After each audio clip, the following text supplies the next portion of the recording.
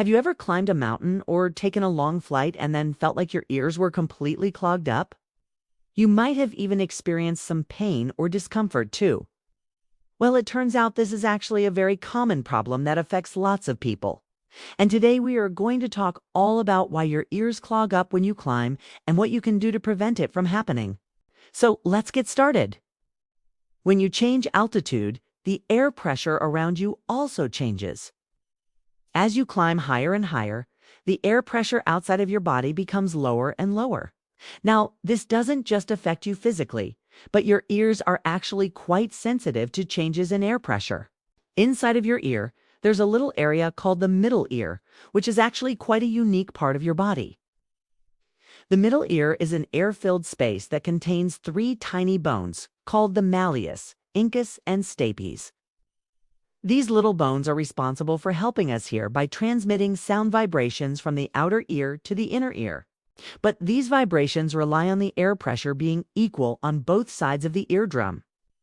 However, when the air pressure outside of your body changes, like when you're climbing or on a plane, it can cause the air pressure in your middle ear to become imbalanced with the air pressure outside of your body.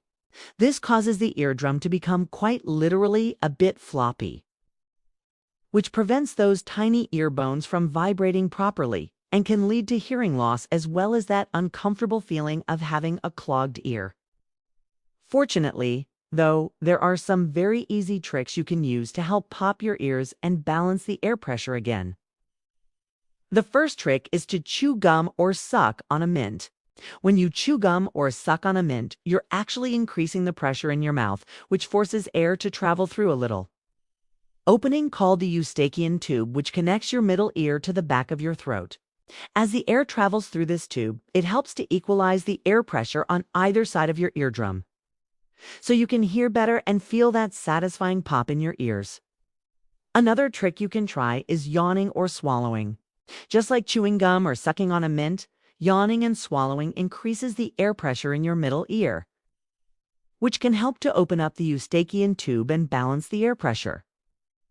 The next trick is one that you've probably heard before, and it's to pinch your nose and try to blow it. By pinching your nose and blowing, you're recreating a little bit of a vacuum, which can help to pull air through the Eustachian tube and balance the air pressure. It might take a few attempts, but it can be really effective. You can also try to rinse your ears out with warm water. Sometimes earwax or other debris can build up in your ear and block the Eustachian tube, which can make it harder for the air to travel through and balance the pressure. Rinsing your ears out with warm water can help to remove any of this gunk and make it easier for the air to get through.